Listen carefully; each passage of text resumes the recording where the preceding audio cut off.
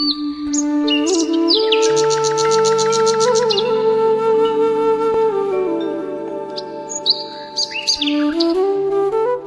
സുഹൃത്തുക്കളെ, നമ്മളിപ്പോൾ ഉള്ളത് നമ്മളെ വയനാട് ജില്ലയിൽ പുൽപ്പള്ളിയിൽ നമ്മളെ സാക്ഷാൽ മുള്ളൻകൊല്ലി വേലായുധന്റെ നാട്ടിലാണ്. അതായത് മുള്ളൻകൊല്ലിയിൽ ഈ വിശാലമായി പരന്നു കിടക്കുന്ന ഈ പാടശേഖരത്തിന്റെ അഭിമുഖമായിക്കൊണ്ട് ഒരു 1.5 ഏക്കർ സ്ഥലമാണ് ഞാൻ ഇന്ന് നിങ്ങളെ പരിചയപ്പെടുന്നത്. പണ്ട് പാടവരമ്പത്തിലൂടെ ഓരോലക്കൂടെയുമെടുത്ത് ചെറുനാറു നടുന്നൊരു കാലത്തന്നോടി നടന്നൊരു നമ്മൾ ഈ ബസ് റൂട്ട് ഫ്രണ്ടേജിൽ നിന്നാണ് കേട്ടോ ഈ കാണുന്ന വഴി സ്റ്റാർട്ട് ചെയ്യുന്നത്.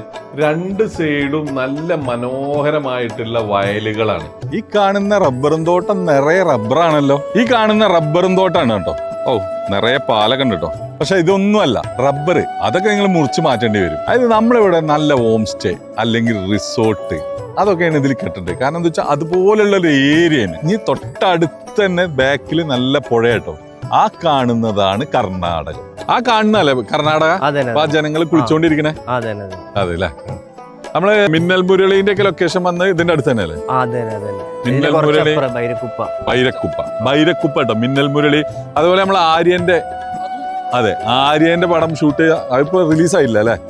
വലിയ സെറ്റും കാര്യങ്ങളൊക്കെ ഇട്ടുന്നത് ഈ ബൈരക്കുപ്പയിലായിരുന്നു. അപ്പൊ അതാണ് പറഞ്ഞത്, ഒരുപാട് സാധ്യതകളുണ്ട് ഈ കാണുന്ന മനോഹര പുഴയുടെ തീരത്ത്. അതുപോലെ തൊട്ടടുത്ത് കർണാടകം. അതല്ലാത്തതിന് ബിസിനസ് സാധ്യത, അതാണല്ലോ നമ്മൾ പറഞ്ഞു വരുന്നത്.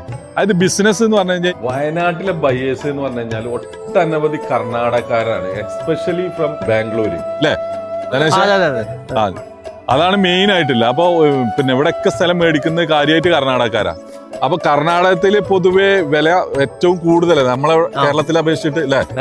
വില കൂടുതലാണ്. അപ്പൊ ഓട്ടോമാറ്റിക് ആയിട്ട് സ്വാഭാവികമായിട്ടും അവരോട് വന്നിട്ട് ഭൂമി ധാരാളം പർച്ചേസ് ചെയ്യുന്നുണ്ട്. അപ്പൊ ആ വക സാധ്യത ഉണ്ട്. പിന്നെ ടൂറിസ്റ്റുകൾ ഒരുപാട് ബാംഗ്ലൂര്, മൈസൂര് ഈ ഭാഗങ്ങളിൽ നിന്നൊക്കെ കപ്പിൾസ് ആയിട്ടും അല്ലാതെ ഫാമിലി ഒക്കെ ഒരുപാട് ആളുകൾ വരുന്നൊരു ഏരിയയും കൂടിയാണിത്.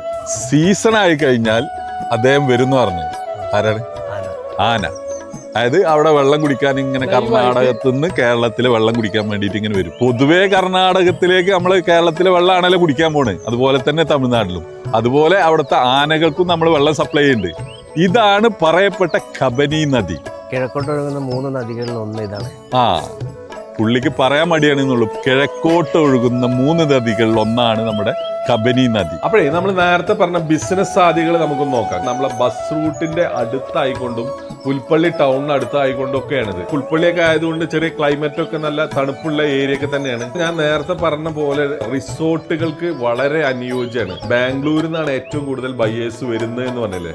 അപ്പോൾ അതിന്റെ അടിസ്ഥാനത്തിൽ തന്നെ ഒരുപാട് കപ്പിൾസ് ആയിട്ടും ഈ IT-ലൊക്കെ പണിയെടുക്കുന്ന ആളുകൾ ഒരുപാട് ചെറിയ കോട്ടേജുകളും അതുപോലെ ഇത്തരത്തിലുള്ള വ്യൂ ഉള്ള ഏരിയകളിൽ 5 സെന്റും 10 സെന്റിലൊക്കെ ചെറിയ കോട്ടേജുകൾ അവർക്ക് ഇടയ്ക്ക് ഒരു ഒക്കേഷണൽ സ്റ്റേ എന്നുള്ള പർപ്പസിന് മേടിച്ചിടുന്ന ഒരുപാട് ടീം. അത്തരക്കാർക്കൊക്കെ ഇത് നമ്മളൊരു ബിൽഡർ എന്നുള്ള രീതിയിൽ പണിത് കൊടുക്കാനൊക്കെ വളരെ അനുയോജ്യമായിട്ടുള്ള ഒരു ഭൂമിയാണ് കേട്ടോ. അതാണ് ഇതിന്റെ മെയിൻ ആയിട്ടുള്ള ഒരു ബിസിനസ് സാധ്യത ഞാൻ ഇതിൽ കാണുന്നത്. പിന്നെ പല ആളുകൾക്കും ഈ വീഡിയോ കാണുമ്പോൾ ഒരു ഡൗട്ട് തോന്നാൻ സ്വാഭാവികമാണ്. കാരണം എന്താ വെച്ചാൽ തൊട്ടടുത്ത് തന്നെ പുഴ, ഫ്രണ്ടേജിൽ പാടം, അപ്പോൾ വെള്ളത്തിന്റെ പ്രശ്നം ഉണ്ടാവില്ലേ എന്നുള്ളത്. കാരണം എന്താ വെച്ചാൽ വെള്ളത്തിന്റെ അത്തരത്തിലുള്ള പ്രശ്നങ്ങൾ ഇവിടെ ഉണ്ടാകാറില്ല എന്നാണ് ഇവർ പറയപ്പെടുന്നത്. പുഴയും നമ്മുടെ ഈ പ്രോപ്പർട്ടി നിൽക്കുന്നതിൽ ഹൈറ്റിൽ നല്ല വ്യത്യാസമുണ്ട്. പുഴ കുറച്ച് താഴെ ഡീപ്പായിട്ടാണുള്ളത്. അപ്പൊ മനോഹരമായിട്ടുള്ള ഈ സ്ഥലത്തിന് ഇവർ ഉദ്ദേശിക്കുന്ന വില എന്ന് പറഞ്ഞാൽ പെർ സെന്റിന് 50,000 രൂപയാണ് കേട്ടോ. മാർക്കറ്റ് ഇല്ല ഏരിയയാണ്. കാരണം തൊട്ടടുത്തൊക്കെ നല്ല വലിയ വീടുകളാണ്. എല്ലാം വീടുകളും